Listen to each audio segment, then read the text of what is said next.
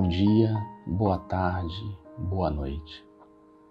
Mais uma vez fomos agraciados com o convite dos amigos da Casa do Caminho, na cidade de São Paulo, uma casa espírita, para que pudéssemos tecer algumas considerações sobre uma passagem neotestamentária. Nesta oportunidade, o capítulo 10 de O Evangelho segundo o Espiritismo, item 2, que aborda o perdão. Diz o capítulo 10, item 2: Se perdoardes aos homens as faltas que eles fazem contra vós, vosso Pai Celestial vos perdoará também vossos pecados. Mas se não perdoardes aos homens, quando eles vos ofendem, vosso Pai não vos perdoará vossos pecados. Mateus, capítulo 6, versículo 14, 15. Esta passagem do Evangelho ainda nos assusta. Passados 20 séculos dos ensinos de Jesus, a questão do amor, do perdão, ainda nos aturde. Isto porque o conceito que tenhamos sobre o perdão pode justamente estabelecer o seu uso ou justamente a sua limitação. Os ensinos de Jesus são renovadores. Estabelece, portanto, que possamos despirmos do homem velho, deixarmos o velhismo no sentido patológico da palavra, hábitos infelizes, pensamentos atávicos, comportamentos constrangedores que inibem a nossa felicidade, que restringem, portanto, o nosso nível de compreensão espiritual. E esta proposta de Jesus, até hoje, nós temos uma dificuldade. Jesus estabeleceu, portanto, o perdão como algo indispensável à nossa paz espiritual. E todos nós temos direito a esta paz. E esta paz espiritual só será factível por um esforço da própria criatura. Muitos de nós temos uma dificuldade de estabelecer o perdão, porque ainda acreditamos que o perdão é uma manifestação de covardia, de estabelecermos um lado patético, de sermos passivos diante das agressões, dos vilipêndios, das humilhações psicológicas e físicas que alguém tenha para conosco. Mas é necessário dilatarmos o nosso canal de entendimento e procurarmos o sentido dado por Jesus na proposta do perdão. Porque a criatura que tem uma dificuldade de estabelecer este ato, em verdade, ele sentencia a sua falência moral, a sua incapacidade ética e, portanto, a sua dificuldade de encontrar a sua paz. Importante compreender a proposta de Jesus de desvencilharmos do homem velho, do homem agressivo, do homem que responde agressão por agressão, vilipêndio com vilipêndios, palavras ácidas com palavras ácidas. É necessário usarmos o nosso raciocínio, o nosso bom senso. Uma concepção nova foi trazida por Jesus. E é isso que tenhamos que trazer à nossa vida. E isso nos aturde. Por incrível que pareça, ainda temos Jesus como um visionário. Porque como praticar o perdão diante de uma sociedade agressiva, perante pessoas que tendem a nos agredir de várias formas? E quando vemos atos, situações abjetas, nos assustamos a estabelecer este perdão. Mas devemos refletir: qual é esta proposta de Jesus? Qual é o sentido disso? Então podemos pensar: qual a vantagem que tenho a estabelecer a mim quando perdoo? Qual a vantagem de ter inimigos? Qual a vantagem de odiar? Pois bem, quando não perdoo, quando alimento o ódio e a discórdia, eu não me torno uma pessoa melhor. Eu não trago a vantagem de crescer espiritualmente. Ao contrário.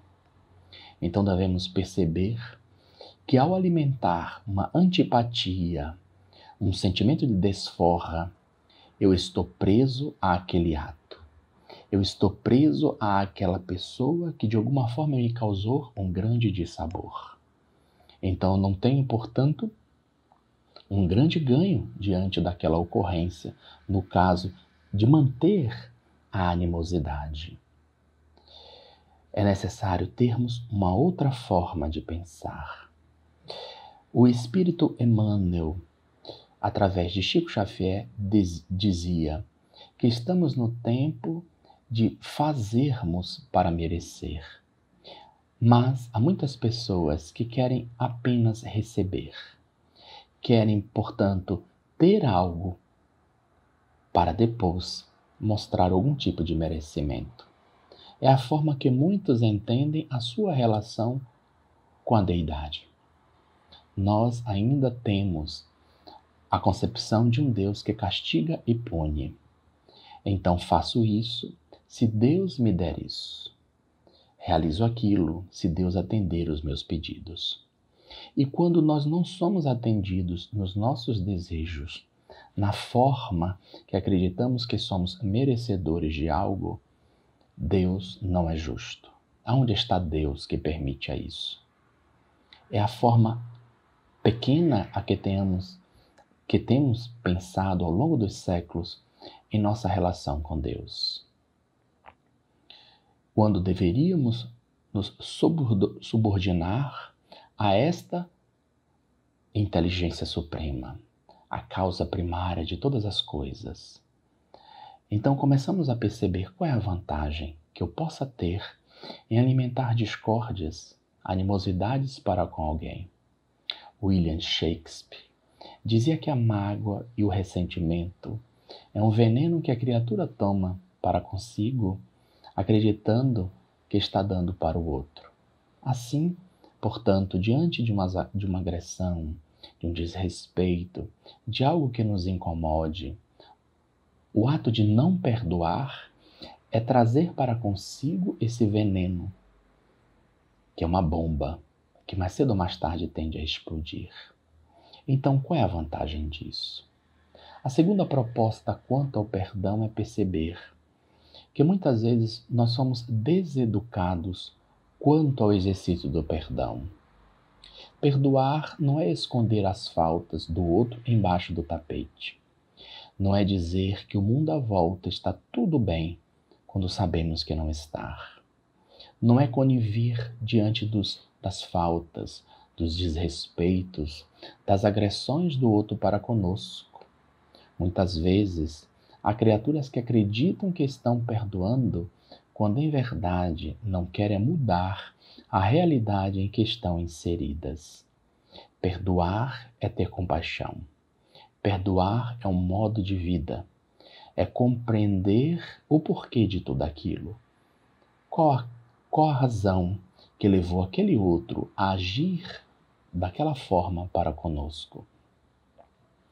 Perdoar, portanto, é dilatar a sua concepção de vida.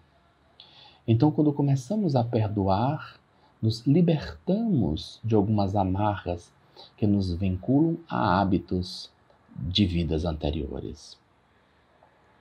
E é interessante que fomos educados a dizer-nos que perdoar é esquecer. Ledo engano, é uma proposta tola infantil. Porque é uma questão mnemônica. O que nos ocorre, nós gravamos. Então, perdoar sendo um modo de vida, sendo uma compaixão, não é propriamente esquecer. É estabelecer uma leitura diferente do ocorrido. É compreender o que levou ao outro a agir daquela forma. A empatia colocada em prática, a alteridade exercitada quando estabelecemos esta linha mental.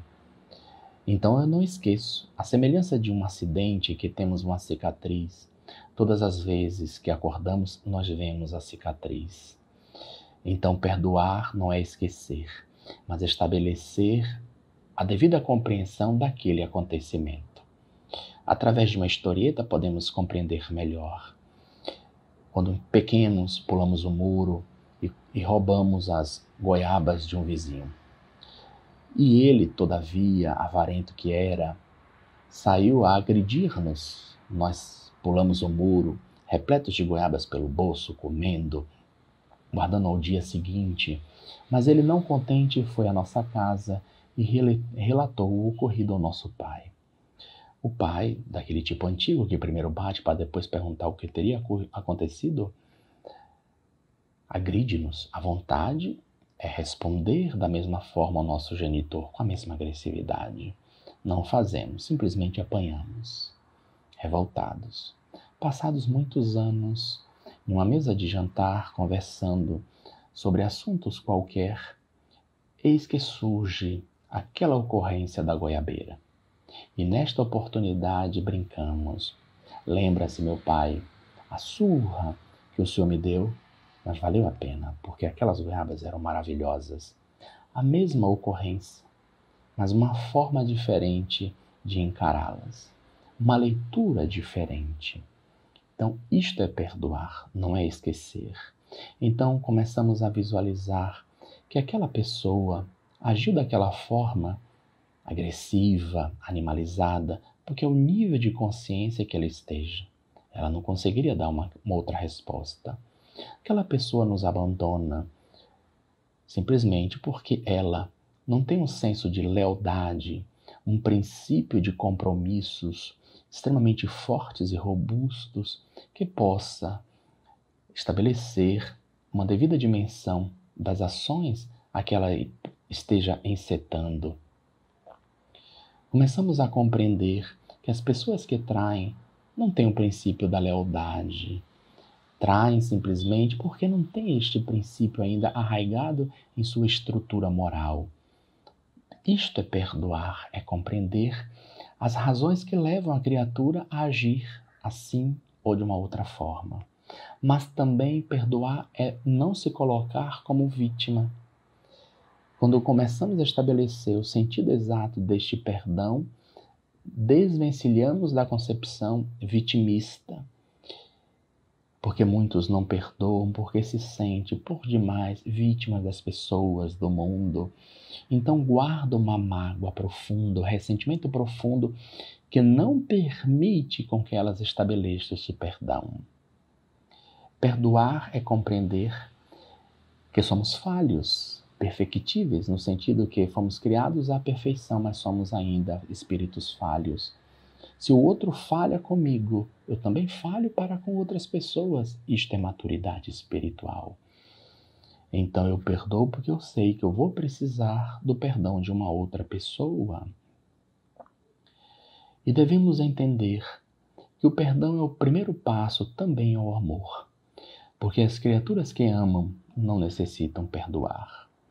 O primeiro passo é o desculpar-se. Não alimentamos desforra, vingança, mas guardamos uma certa mágoa, um ressentimento. Quando perdoamos, não temos mais mágoa, ressentimento. Mas quando amamos, o ato daquela criatura visualizamos como algo infantil, próprio de um pueril, que não merece qualquer tipo de desforra, qualquer tipo de sentimentos inferiores. Ao contrário, o sentimento que devemos ter é o de ternura, é o de compreensão. Por isso que se diz, quem ama não perdoa. Porque a criatura que descobriu esse sentimento por excelência coloca-se em um patamar acima. Não foi ofendido. Não alimentou mágoa e ressentimento, está acima. Então, quando Jesus nos fala na necessidade deste perdão, é que a criatura estabeleça, aprenda a criar consigo um desvencilhamento psicológico em relação às outras pessoas que lhe agridem. Não é aquela forma mental de acreditar-se que é imune às agressões, às palavras ásperas, mas é não alimentar pensamentos do tipo: eu devia ter falado aquilo, eu devia ter respondido, porque aconteceu isso, porque tudo acontece comigo, que pobre criatura eu sou. Desvencilhamos destes pensamentos, desvencilhamos das criaturas tóxicas, desajustadas, porque compreendemos esse desajuste. Vejamos que o perdão não é um ato passivo, patético, de um fraco, ao contrário. É de um espírito consciente, um espírito que tem a devida dimensão da importância desse sentimento ao seu processo de paz, de harmonia, de evolução espiritual. Então esta foi a nossa proposta, pincelando alguns aspectos dessa necessidade ímpar, indispensável quanto ao perdão, para que aí possamos encontrar o amor naquela proposta estabelecida por Jesus. Que Deus nos abençoe hoje e sempre, que assim seja.